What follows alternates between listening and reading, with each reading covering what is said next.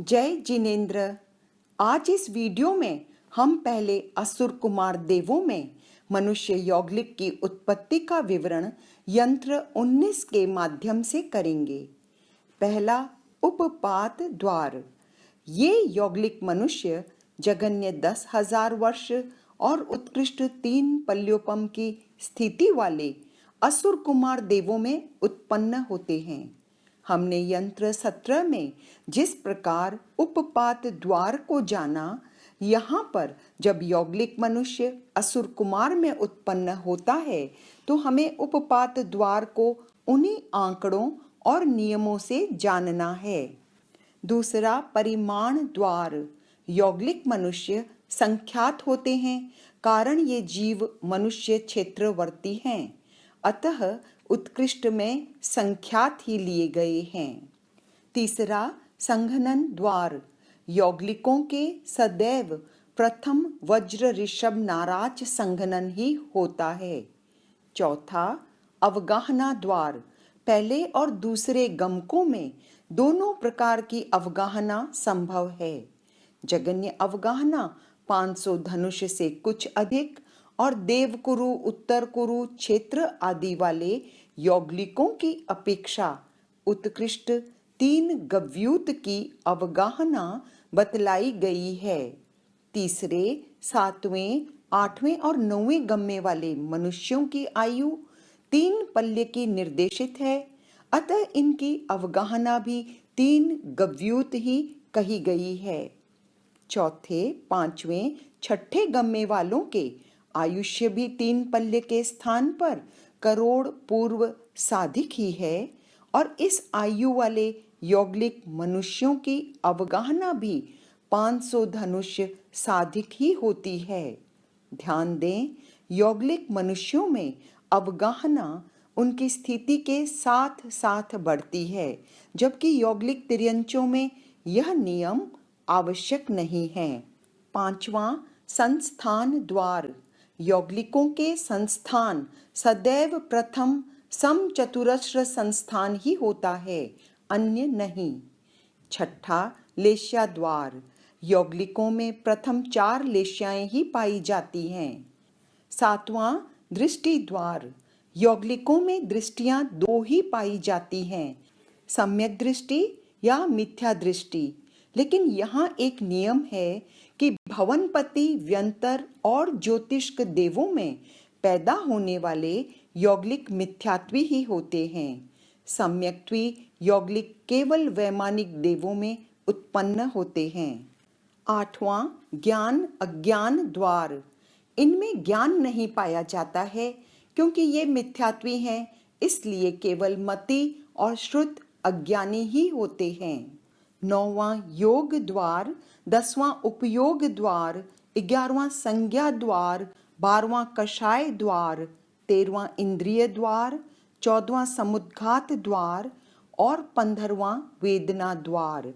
यहाँ तक केवल समुद्घात द्वार को छोड़कर सभी द्वारों के सभी ऑप्शंस इन मनुष्यों में पाए जाते हैं।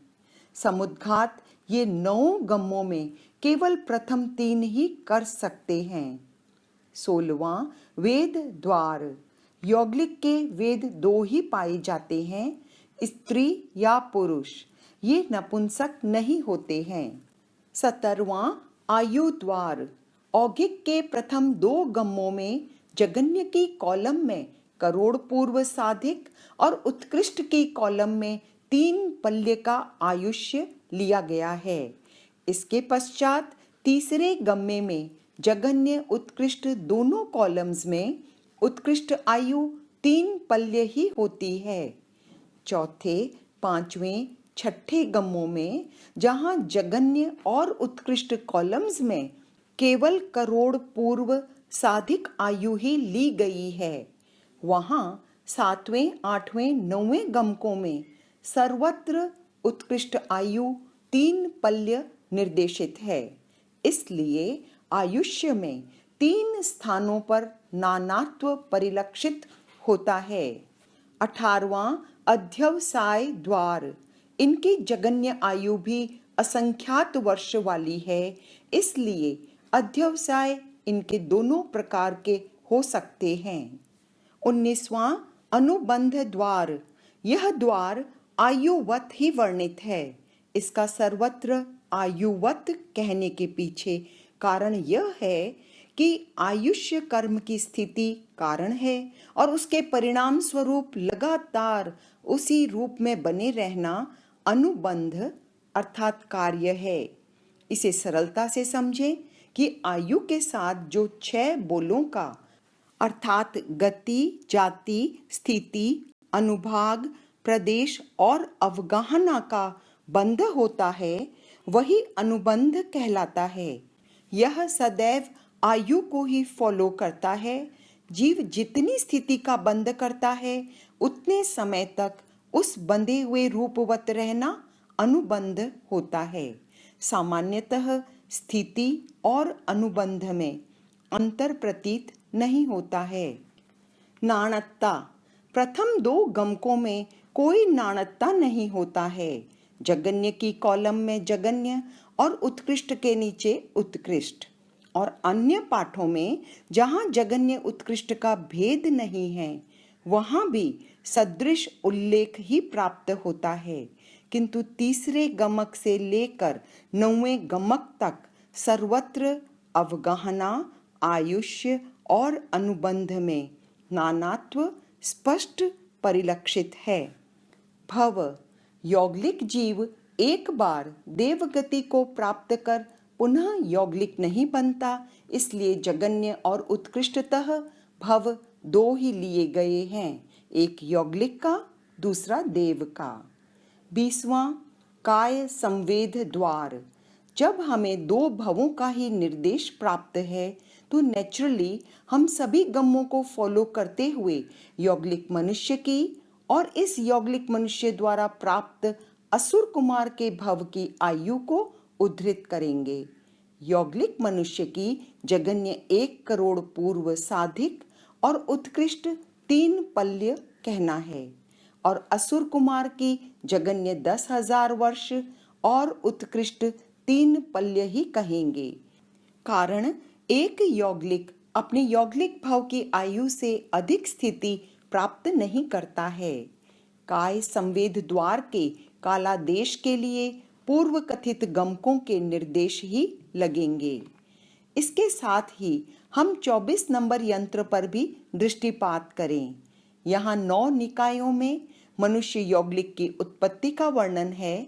यह विवरण उपपात द्वार, अवगाहना द्वार, आयु और अनुबंध द्वार को छोड़कर परिमाण द्वार से लेकर भव तक यंत्र 19 की तरह ही वर्णित है।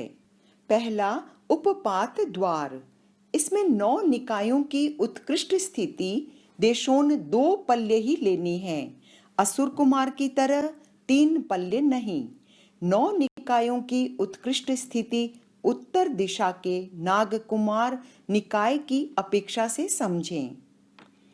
अवगाहना द्वार में तीसरे गमक में जगन्य देशोन 2 गव्यूत और उत्कृष्ट 3 गव्यूत कही गई है।